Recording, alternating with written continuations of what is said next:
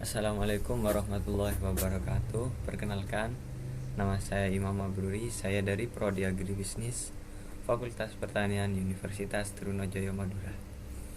Di sini saya akan menyelesaikan tugas matkul pengantar ilmu pertanian, yaitu tentang membahas sebuah kasus yang ada di pertanian.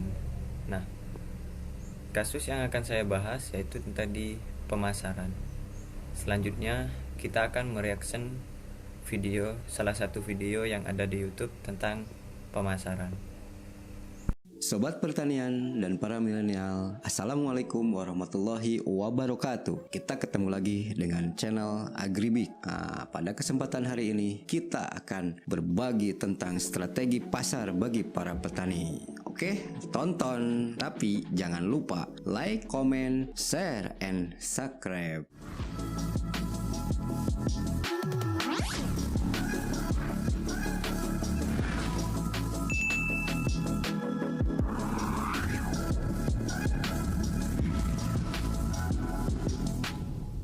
Strategi pasar bagi petani. Kegiatan pemasaran disadari sebagai aspek penting dalam kegiatan produksi. Bila mekanisme pasar berjalan dengan baik, maka semua pihak yang terlibat akan diuntungkan. Demikian juga sangat berlaku pada kegiatan pertanian. Peranan lembaga pemasaran yang biasanya terdiri dari produsen, tengkulak, pedagang, pengepul, terus broker, eksportir, importir, atau lainnya menjadi amat sangat penting. Lembaga pemasaran seperti ini sering terjadi pada negara-negara yang sedang berkembang, yang disebabkan oleh lemahnya pemasaran hasil pertanian atau lemahnya kompetensi pasar yang sempurna akan menentukan mekanisme pasar. Karena barang pertanian umumnya didirikan oleh sifat satu, diproduksi musiman, selalu disegerakan atau fresh bubble, mudah rusak, jumlahnya banyak tetapi nilainya relatif sedikit. Nah, maka ciri ini akan mempengaruhi mekanisme pasar dalam suatu pemasaran.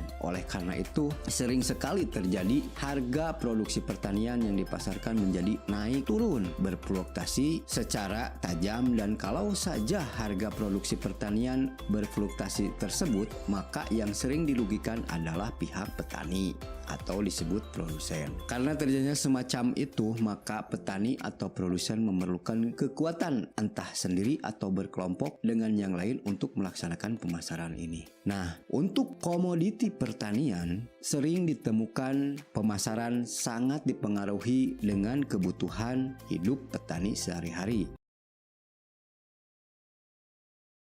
Nah, kita sudah melihat sebuah video dari YouTube.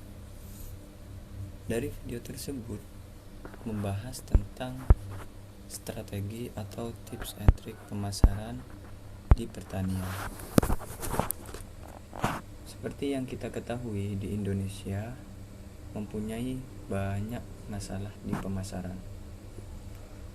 Seperti yang kita ketahui tadi dari sebuah video, yaitu barang hasil pertanian diproduksi satu musiman, terus mudah rusak, dan jumlahnya banyak tetapi nilainya relatif sedikit.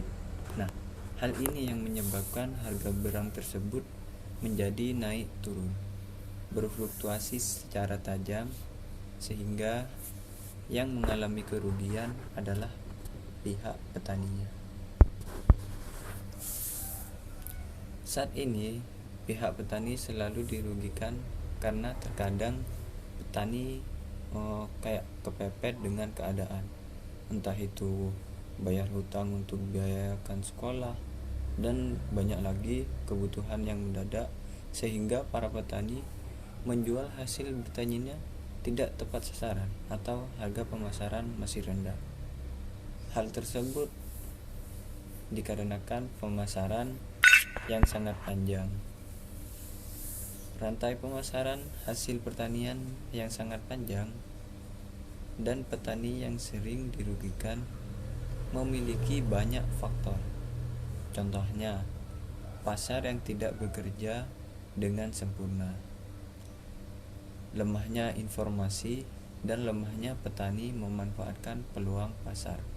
Itu yang menyebabkan. Itu dari penyebabnya. Kebanyakan dari petani saat ini melakukan usaha tani tidak berdasarkan pada permintaan pasar, melainkan mereka melakukan usaha tani ya secara turun-temurun. Dengan kondisi seperti ini, diharapkan sebuah penyuluh pertanian harus lebih jeli untuk dapat mendampingi petani dalam melakukan pemasaran. Karena saat ini peranan petani bukan hanya peran produktivitas, akan tetapi satu kesatuan dari budidaya sampai pemasaran. Hal itu akan menyebabkan para petani akan meningkatkan produksi pertanian menjadi tujuan bagi produsen.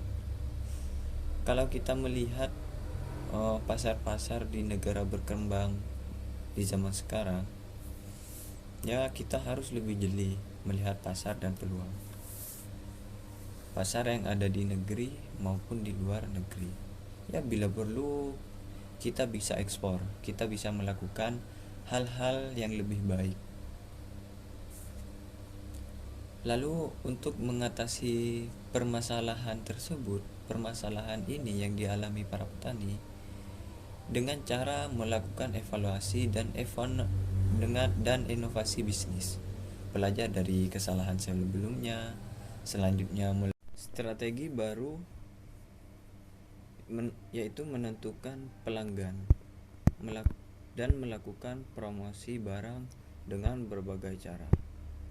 Di zaman sekarang itu banyak cara untuk mempromosikan, mulai dari ngepost di sosial media, di Facebook, di Instagram, ataupun di YouTube pun sekalian, atau juga melalui website.